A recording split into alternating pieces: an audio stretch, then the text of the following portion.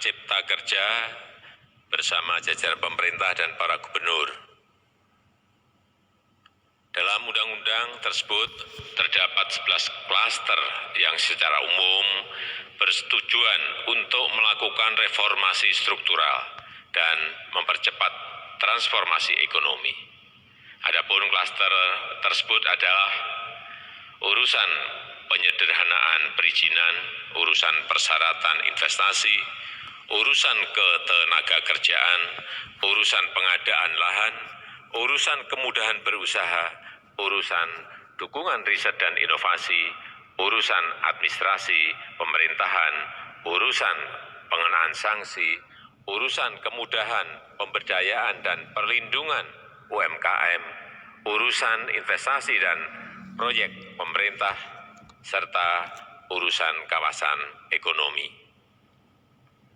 Dalam rapat terbatas tersebut, saya tegaskan mengapa kita membutuhkan Undang-Undang Cipta Kerja.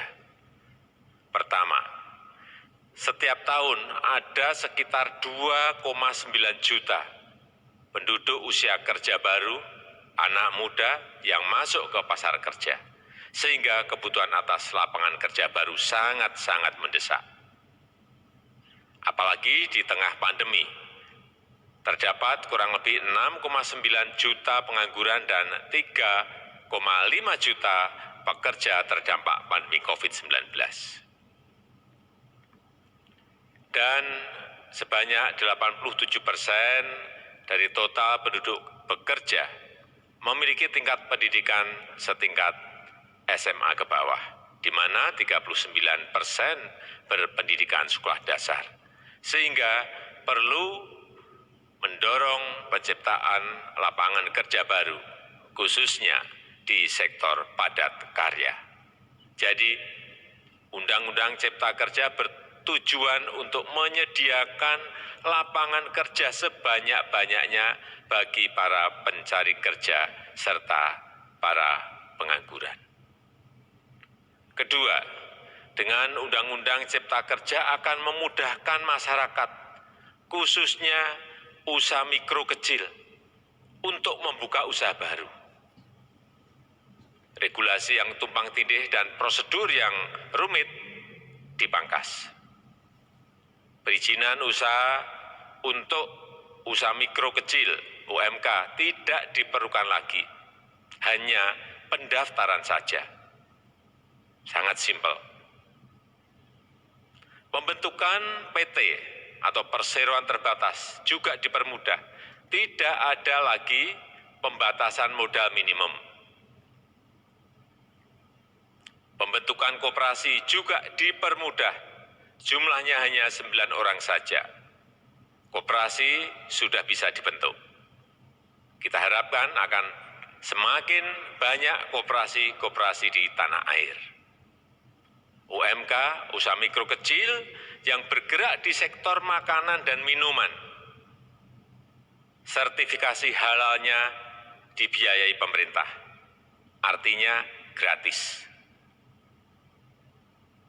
Izin kapal nelayan penangkap ikan misalnya, hanya ke unit kerja Kementerian KKP saja. Kalau sebelumnya harus mengajukan ke Kementerian KKP, Kementerian Perhubungan, dan instansi-instansi yang lain. Sekarang ini cukup dari unit di Kementerian KKP saja. Ketiga, Undang-Undang Cipta Kerja ini akan mendukung upaya pencegahan dan pemberantasan korupsi. Ini jelas karena dengan menyederhanakan, dengan memotong, dengan mengintegrasikan ke dalam sistem perizinan secara elektronik, maka pungutan liar, pungli dapat dihilangkan. Namun, saya melihat adanya unjuk rasa penolakan Undang-Undang Cipta Kerja yang pada dasarnya dilatar belakangi oleh disinformasi mengenai substansi dari undang-undang ini dan hoax di media sosial. Saya ambil contoh, ada informasi yang menyebut tentang penghapusan UMP, upah minimum provinsi, UMK, upah minimum kota kabupaten, UMSP, upah minimum sektoral provinsi. Hal ini tidak benar, karena faktanya upah minimum regional UMR tetap ada. Ada juga yang menyebutkan bahwa upah minimum dihitung per jam. Ini juga tidak benar. Tidak ada perubahan dengan sistem yang sekarang. Upah bisa dihitung berdasarkan waktu dan berdasarkan hasil. Kemudian adanya kabar yang menyebutkan bahwa semua cuti sakit, cuti kawinan, cuti khitanan, cuti baptis, cuti kematian, cuti melahirkan dihapuskan dan tidak ada kompensasinya. Saya tegaskan juga ini tidak benar. Hak cuti tetap ada dan dijamin. Kemudian apakah perusahaan bisa mem-PHK kapanpun secara sepihak? Ini juga tidak benar.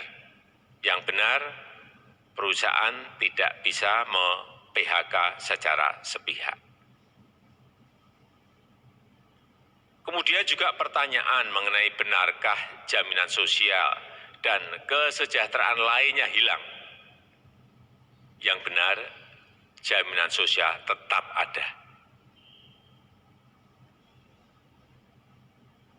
Yang juga sering diberitakan tidak benar adalah mengenai dihapusnya AMDAL, analisis mengenai dampak lingkungan. Itu juga tidak benar. AMDAL tetap ada. Bagi industri besar harus studi AMDAL yang ketat. Tetapi bagi UMKM lebih ditekankan pada pendampingan dan pengawasan. Ada juga berita mengenai Undang-Undang Cipta Kerja ini mendorong komersialisasi pendidikan. Ini juga tidak benar. Karena yang diatur hanyalah pendidikan formal di kawasan ekonomi khusus, di KEK. Sedangkan perizinan pendidikan tidak diatur di dalam Undang-Undang Cipta Kerja ini.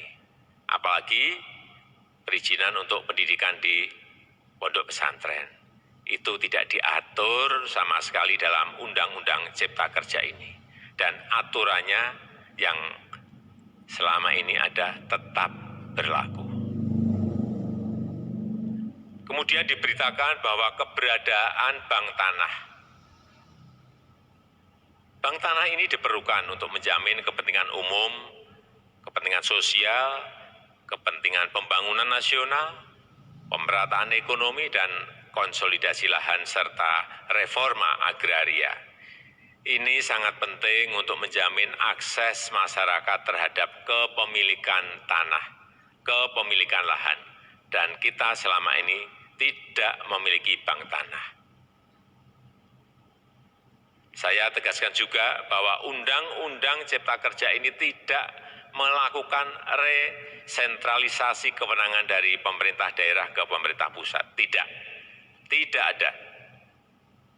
Perizinan berusaha dan pengawasannya tetap dilakukan oleh pemerintah daerah sesuai dengan NSPK, norma, standar, prosedur, dan kriteria yang ditetapkan pemerintah pusat. Ini agar dapat tercipta standar pelayanan yang baik di seluruh daerah dan penetapan NSPK ini dapat nanti akan diatur di dalam PP atau peraturan pemerintah. Selain itu, kewenangan perizinan untuk non-perizinan berusaha tetap ada di Pemda, sehingga tidak ada perubahan. Bahkan kita melakukan penyederhanaan, melakukan standarisasi jenis dan prosedur berusaha di daerah. Dan perizinan berusaha di daerah diberikan batas waktu. Ini yang penting di sini. Jadi ada service level of agreement. Permohonan perizinan dianggap disetujui bila batas waktu telah terlewati. Saya perlu tegaskan pula bahwa Undang-Undang Cipta Kerja ini memerlukan banyak sekali peraturan pemerintah atau PP dan peraturan presiden atau Perpres. Jadi setelah ini akan muncul PP dan Perpres yang akan kita selesaikan paling lambat 3 bulan setelah diundangkan. Kita pemerintah membuka dan mengundang masukan-masukan dari masyarakat dan masih terbuka usulan-usulan dan masukan dari daerah-daerah. Pemerintah berkeyakinan melalui Undang-Undang Cipta Kerja ini jutaan pekerja dapat memperbaiki kehidupannya dan juga penghidupan bagi keluarga mereka. Dan kalau masih ada, jika masih ada ketidakpuasan terhadap Undang-Undang Cipta Kerja ini, silahkan mengajukan uji materi atau judicial review melalui MK, Mahkamah Konstitusi. Sistem ketatanegaraan kita memang mengatakan seperti itu. Jadi, kalau masih ada yang tidak puas dan menolak, silahkan diajukan uji materi ke MK. Saya rasa itu yang bisa saya sampaikan pada kesempatan yang baik ini. Terima kasih. Wassalamualaikum warahmatullahi wabarakatuh.